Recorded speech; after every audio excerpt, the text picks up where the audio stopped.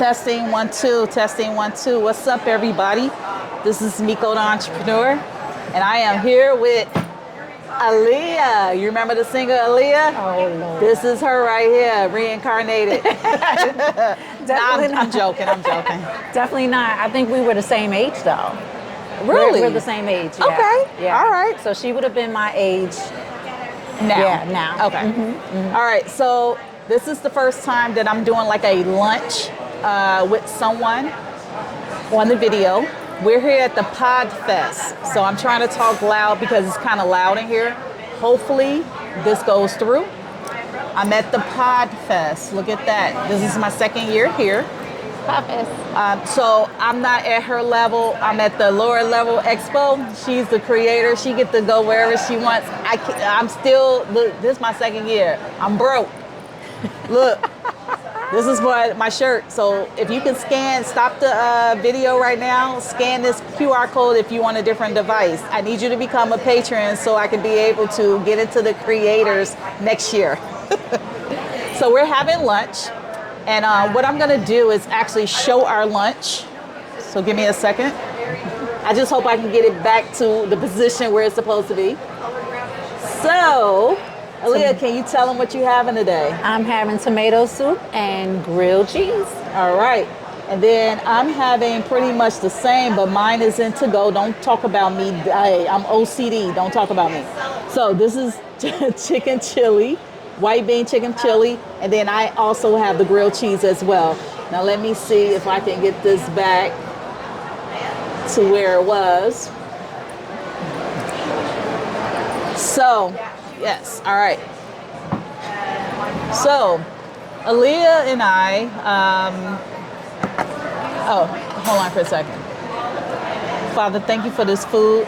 Bless the ones who are eating this food. Bless the hands that prepared this food. In Jesus' name, amen. Amen. All right. So we're just going to talk and chat and leave comments below if you want to know more about Aaliyah. She's going to talk about how she got into podcasting. She's on social media like TikTok. She's also a self-published author, right? Yes. And then she's going to talk about her occupation. So I told her to talk a little louder just in case, because you know I don't edit. Oh, Lord. But she's a little nervous. I told her I ain't nobody yet. You know what I'm saying? So, but she loved my personality. So we're just going to talk and eat and fellowship. And you guys going to watch it. Make sure you give us a thumbs up. Leave some comments below.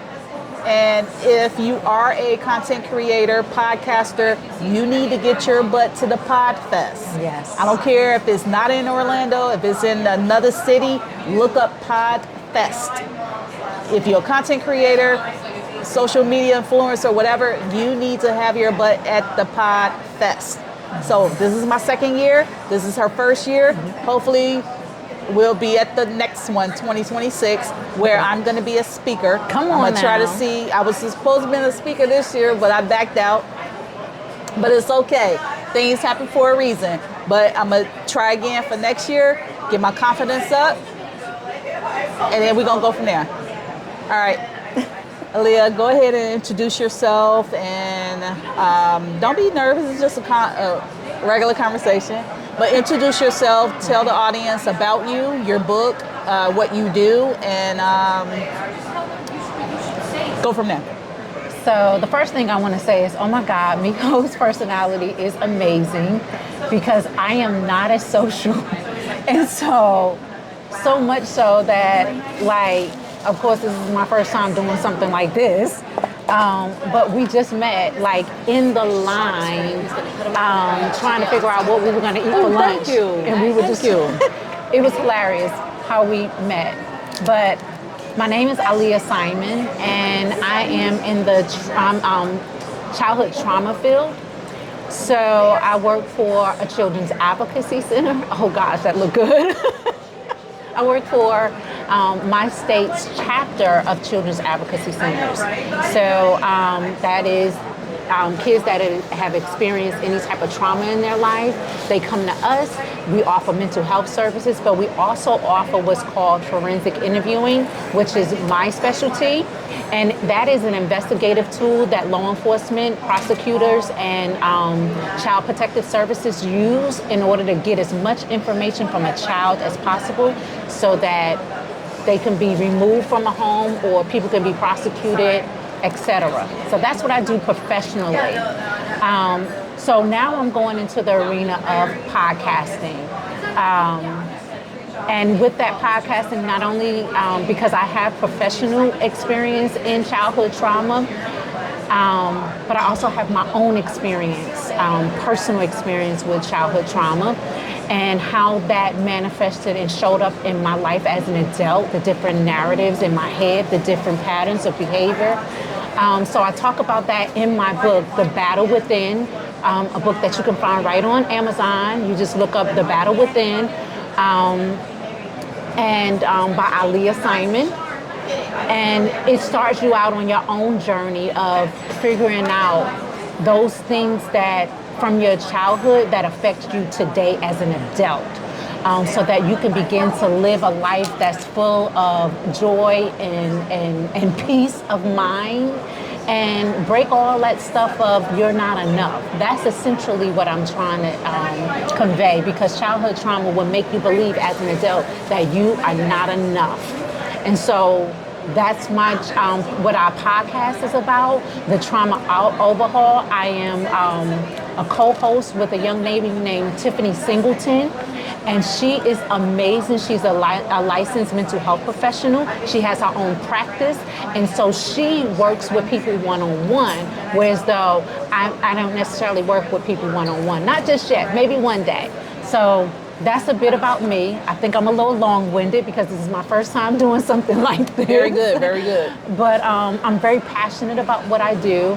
I'm very passionate about moving people and pushing people along, because I know what I need, and that is what I needed for so long, for somebody to see more in me than I saw in myself and to care about me enough to tell me that I was enough.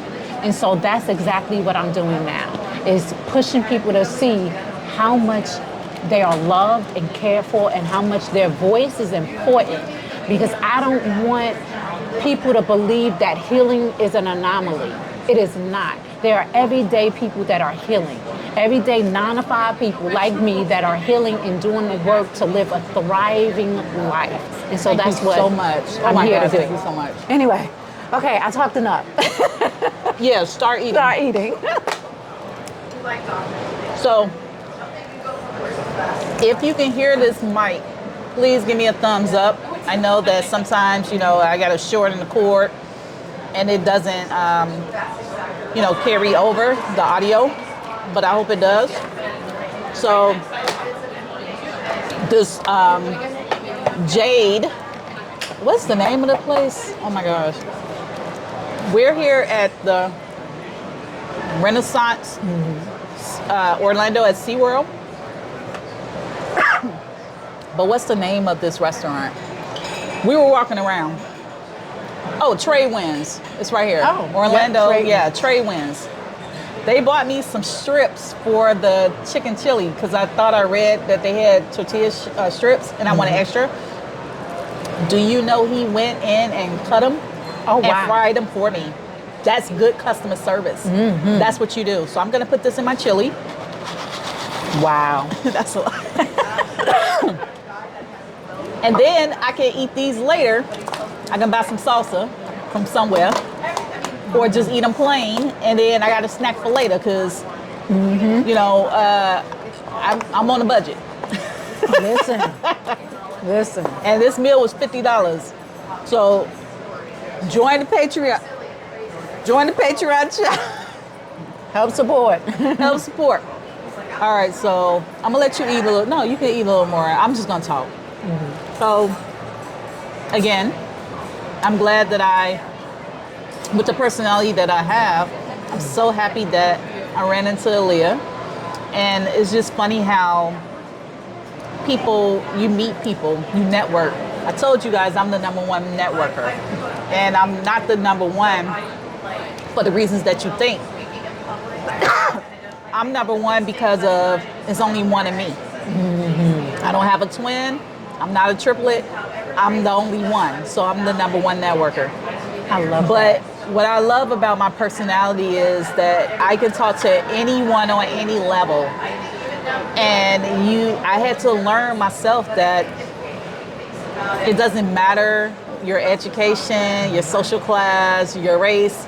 If you can talk to people, whether they're on this level or this level, then always be yourself. You have to be secure and confident and have high self-esteem in yourself to be able to approach someone who's a billionaire and talk on their level, or to approach someone who is, and I don't want to sound like this, but homeless and may not be poor, right? So I'm glad now. Have I talked to billionaires and didn't know it? I don't know. I probably have. Of course, everybody's not going to wear billionaire on their sleeve, right? Because they don't want people asking them for money. But I have talked to people who are wealthy and have money. And so, but what does that have to do with me? I don't have it. They ain't getting it to me. But, excuse me, I think it's a misconception because, and I get it. Billionaires, millionaires, they stick with millionaires and billionaires, right? They don't really talk to the common people, the common folk. They don't, associate with other people. And I joke about being a local celebrity. Like, I always been a local celebrity. I always joked about that. And like now that I'm getting a little fame to my name, in the future, I don't know where my life will go. But the one thing I can say, because I have this personality, I'm going to always remain humble. And I know it's so easy to say, well, no, Mico, you got money now. In the future. I'm talking to the future Mico. Come on. But you got money now. No, all you're gonna do is hang with the millionaires and billionaires. No, I'm gonna hang with the hundredaires and thousandaires and the dollaires because that's where I was before I became to this level, right? And it's okay. It's okay. So I'm gonna continue to be a down-to-earth, humble person because at any time, I don't care if you're a millionaire, billionaire now, you can lose those millions. You can lose those billions, and then what you have. So if you don't have the discipline, if you don't have the peace, if you don't have joy, you're not healthy, it doesn't matter. So I just want to say, as long as I'm on this earth to do my assignment, whatever that assignment is, and guys, I don't really talk about religion, but my relationship with God. I have a one-on-one relationship with him. No, I don't attend church every, Sunday or whatever. But I grew up in church, so you already know that background. But I can say, as one of God's children, that I am the one that I'm going to walk it like you talk it. Okay. So I'm not going to push the Bible. I'm not going to push religion because I'm not religious. I'm more spiritual. I have more of a one-on-one relationship with my God. And that's why you can see the uniqueness and the light in me.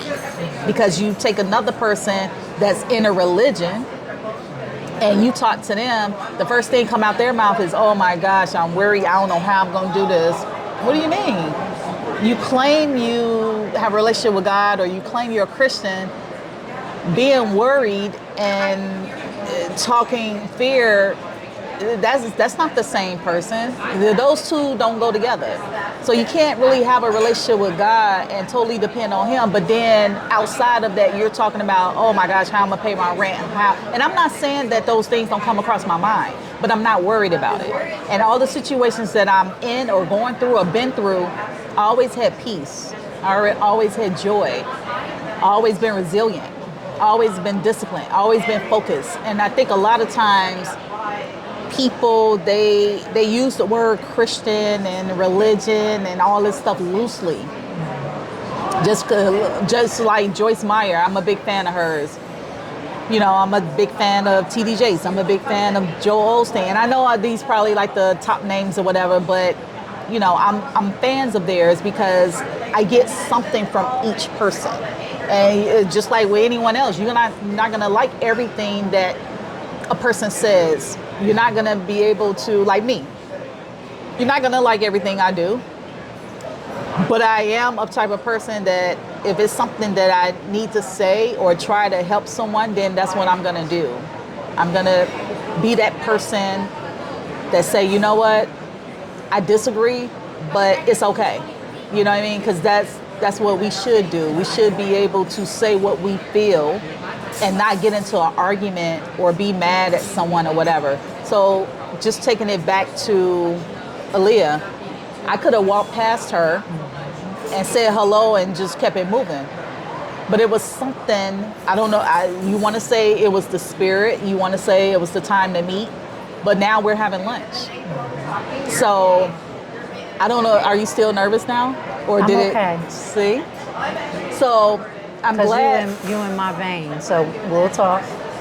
So that's what I'm talking about. And I'm glad that we met. So now moving forward, maybe you'll see an interview with the both of us because, I did interviews. Maybe she can be a part of my giveaway channel where she's giving away her book once a month to someone. You never know. Yeah. But this is how it starts. So that's what I'm talking about. Walking like you talking. So whether she saw my light there and probably didn't recognize it was my light, but it was my calmness. It was my personality.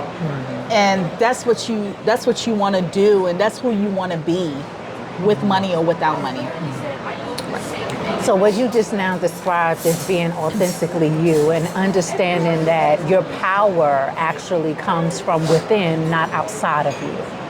And I think that for me, I did not grow up in any religion at all.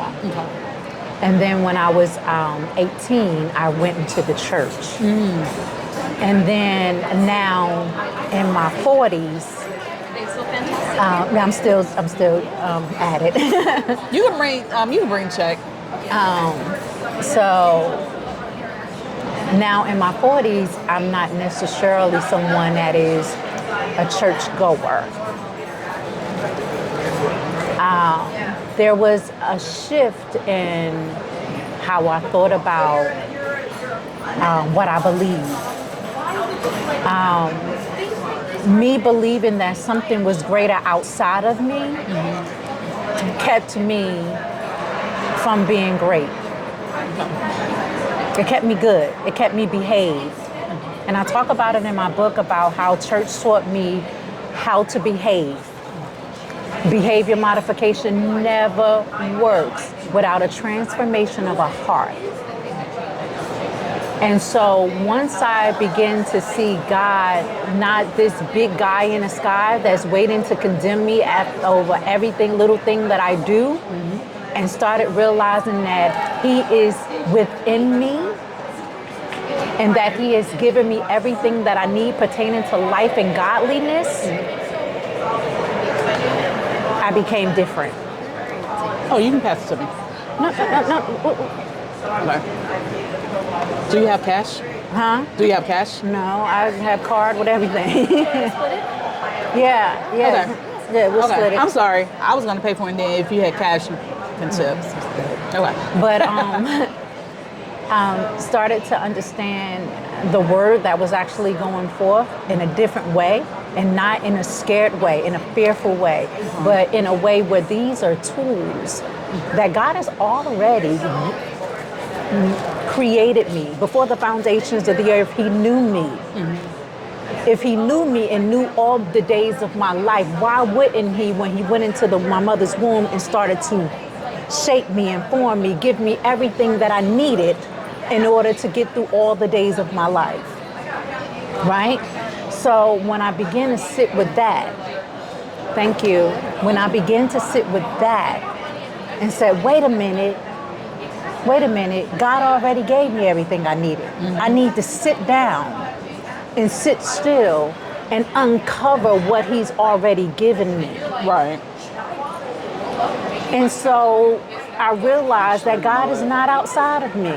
David said David said in Psalms, if I make my bed in hell, He's with me. So wait a minute. That means, and the Bible teaches us, he'll never leave us nor forsake us. So if that is the case, why do we live in so much fear that God is going to leave us? Why do we live in that fear? Why do we live in that fear that if I get anything wrong, if I mess up in any way, which is human, if I mess up in any way, why do I feel a fear of going to hell? Because that's a behavior modification technique. I want you to behave like this. And because I want you to behave in a certain way, it takes away your authenticity, because God didn't create us to be exactly like anybody else. He created us to be Him, like Him, not like anybody else. Which means, I'm gonna give you mine too. See, I started talking. Lord have mercy. See, now she's not nervous anymore. See what I'm talking about? I love this. Let me give you mine. Lord Jesus. Look, she done got me talking.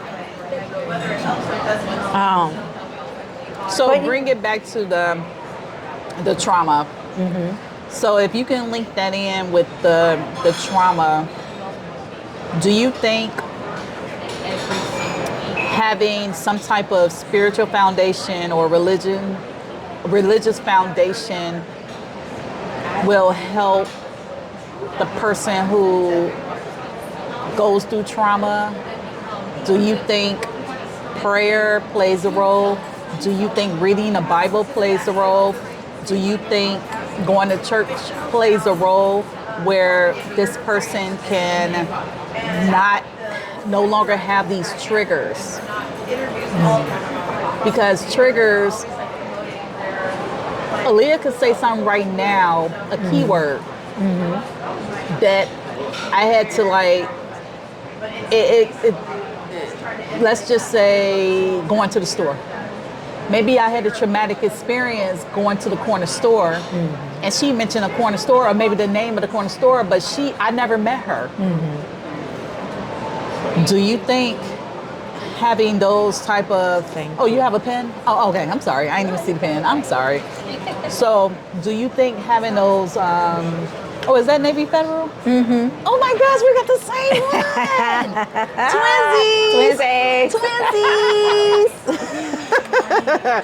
Twinsies. So, what you're asking me is, does spiritual practice play a role in your healing? Is that essentially what you're asking?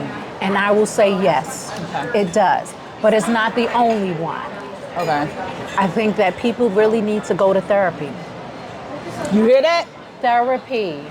It's nothing wrong with therapy. It's nothing wrong with it. And I understand that. Please expound on that. There's nothing wrong with therapy. Therapy is not going to tell you what to do and how you run your life. What therapy does is ask enough questions where you become aware of your own patterns, where you become aware of your own stuckness, so that you can begin to make the changes that you need. Let me tell you something. You already know the answers. You're just not equipped to ask the right questions all the time. You know the answers. Like I just now said, everything that pertains to life and godliness is already implanted in you. It's already sewn up in your very existence. So there is no person that can tell you what to do, because we're all different. You already have the answers. You just haven't asked the right questions just yet.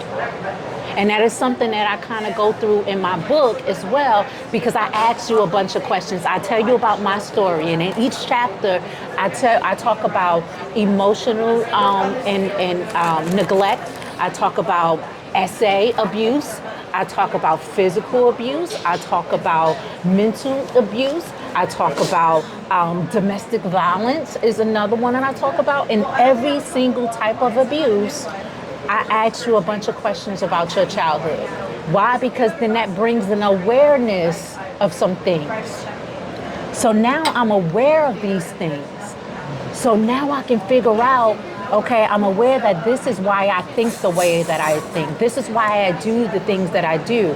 Guess what? So when you are triggered, when you're triggered, you don't automatically go straight to reacting. You stop for a moment. You recognize, oh, this is triggering me. Now you can pause, and now you can respond to the moment instead of reacting. Because that's what you want to do. I'm not saying that your triggers all are going to go away tomorrow. No, it's going to take work. Healing takes work, and that's why a lot of people don't heal, because it takes work. It's easy. It's so You better easy. speak. It's easy to stay the same. You better speak. But it takes a whole nother, you got to be sick and tired of being sick and tired of being sick and tired of yourself in order to heal. And the pain that you continue to endure because it's something that somebody else did to you. You hear me? It's almost as if